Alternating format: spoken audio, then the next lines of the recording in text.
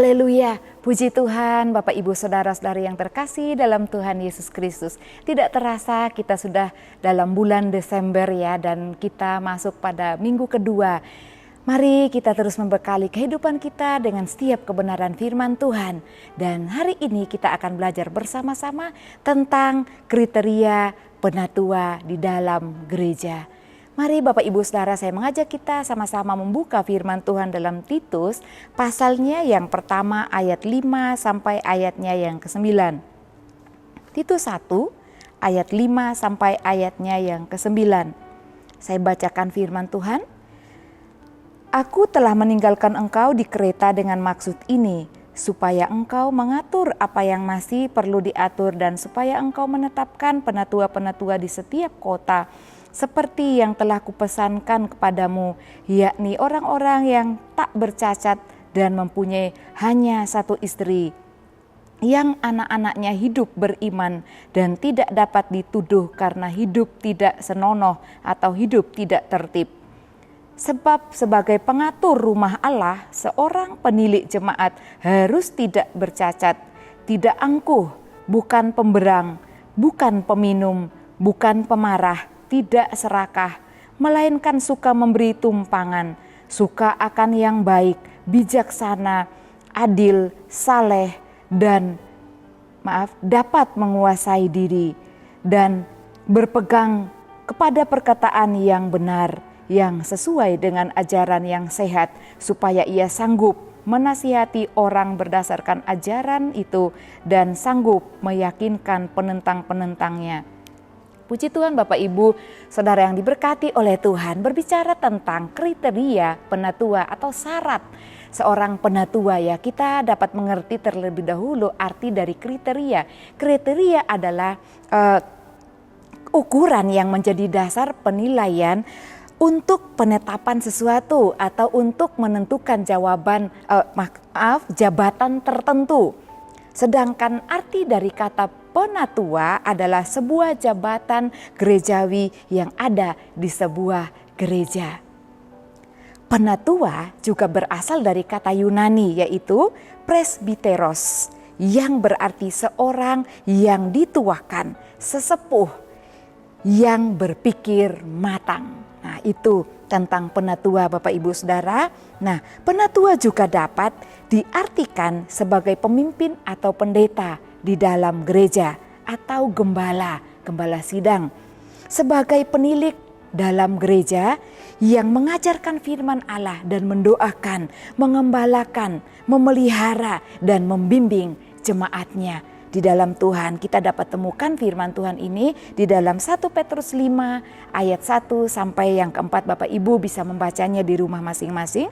Nah, penatua atau pendeta ataupun gembala dalam menjalankan tugas pelayanan dalam sebuah gereja, Bapak Ibu dapat menunjuk, dapat memberikan tugas kepada anggota jemaat yang dipandang dapat melayani pekerjaan Tuhan dengan kriteria, dengan standar firman Tuhan ketika menentukan, menetapkan, memilih penatua-penatua ya.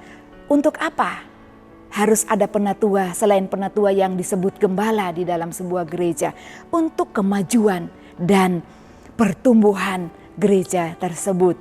Puji Tuhan Bapak Ibu yang diberkati Tuhan. Jadi penatua itu selain gembala atau pemimpin rohani atau seorang pendeta di dalam sebuah gereja, penatua juga adalah majelis jemaat, tua-tua gereja, semua ya, pengurus gereja dan semua aktivis yang terlibat di dalam pekerjaan Tuhan di sebuah gereja lokal.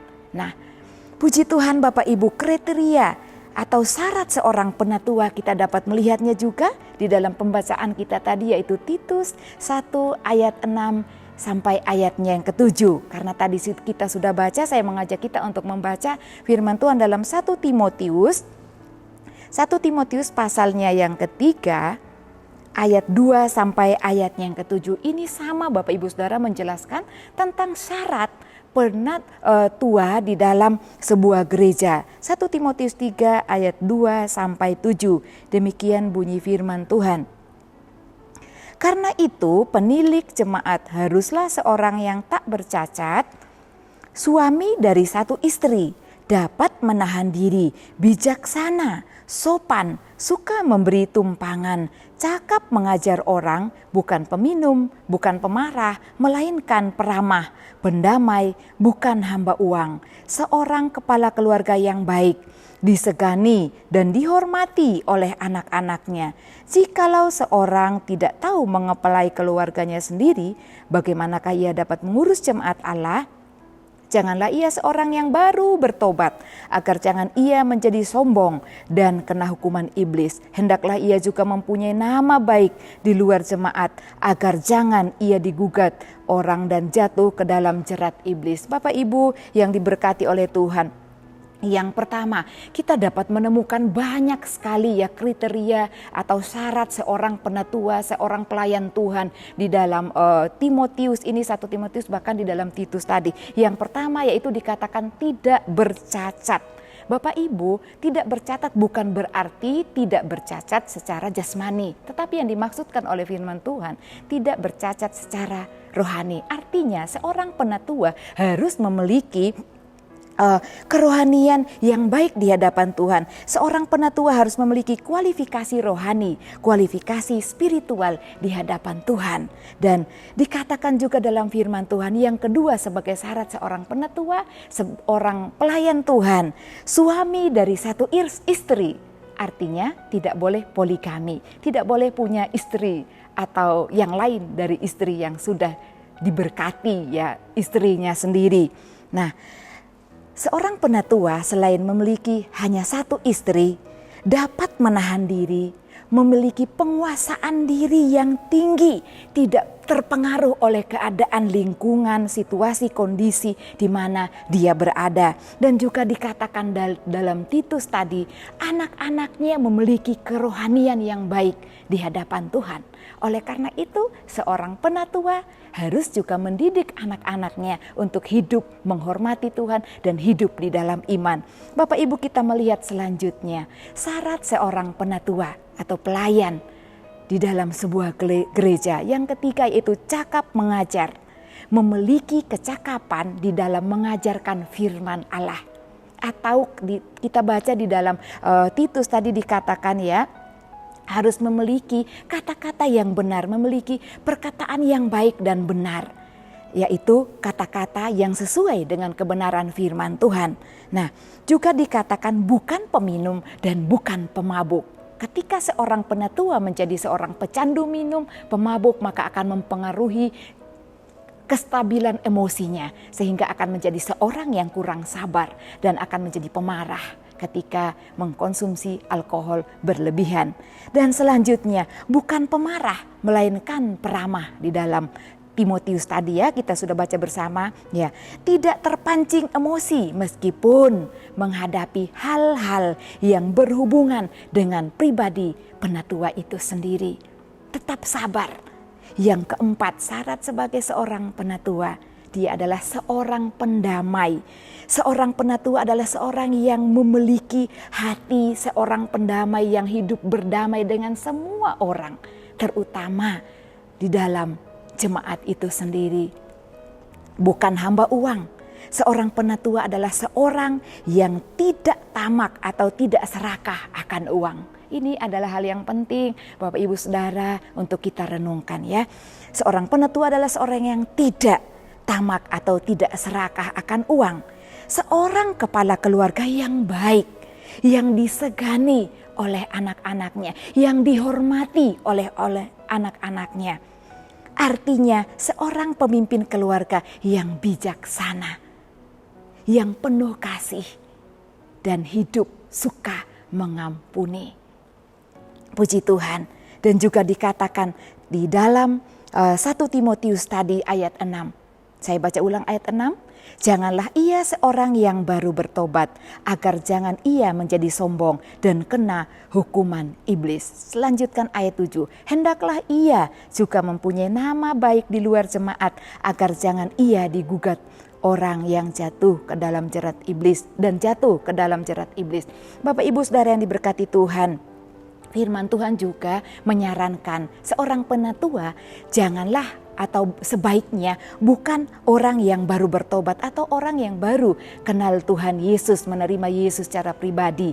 Nah, Bapak Ibu, mengapa dikatakan oleh firman Tuhan? Karena akan mengalami kesombongan secara rohani dan mudah ya kena hukuman iblis. Nah, mengapa kita harus memenuhi standar atau kriteria sebagai seorang penatua? Karena jabatan penatua adalah jabatan yang datangnya dari Allah sendiri. Oleh karena itu Bapak Ibu, berbahagia kalau kita adalah orang-orang yang dipercaya oleh Allah, yang ditunjuk oleh gereja menjadi pelayan Tuhan. Tidak harus semuanya jadi gembala di dalam satu gereja, ya, tetapi kita dapat mengambil bagian di dalam pekerjaan pelayanan Tuhan untuk kemajuan dan pertumbuhan gereja. Nah, Bapak Ibu sebagai jemaat biasa, apakah bebas dari semua kriteria atau syarat ini? Juga tidak. Kita semua sebagai anggota jemaat layak melakukan firman Tuhan ini, karena firman Tuhan ini berlaku secara umum. Baik penatua gereja, bahkan kita semua anggota jemaat biasa. Mendukung penatua adalah mendukung pekerjaan Tuhan. Oleh karena itu, mari kita bersatu, saling mendukung satu dengan yang lainnya, melakukan kebenaran firman Tuhan, sehingga kita dikatakan orang-orang yang layak dan mendapatkan kehidupan kekal. Tidak sia-sia apa yang kita lakukan, melayani Tuhan di gereja, melayani keluarga, melayani masyarakat, tetapi segala sesuatu yang kita lakukan adalah baik di hadapan Tuhan. Tuhan Yesus memberkati. Mari kita berdoa. Terpujilah Engkau Bapa kami, Allah kami, Tuhan kami yang kami sembah, yang kami layani di dalam nama Tuhan Yesus Kristus. Tuhan, kami belajar firman-Mu, bagaimana kami harus hidup di hadapan Tuhan sebagai pelayan-pelayan-Mu, sebagai jemaat-Mu Tuhan, supaya kami hidup tidak bercacat di hadapan-Mu. Pimpin kami, urapi kami, kuasai kami dengan kuasa Roh Kudus-Mu, sehingga kami mampu melakukan yang terbaik untuk kemuliaan nama Tuhan. Berkati kami semua sidang jemaat-Mu ya Tuhan. Di dalam nama Tuhan Yesus kami mengucap syukur dan berdoa. Haleluya. Amin.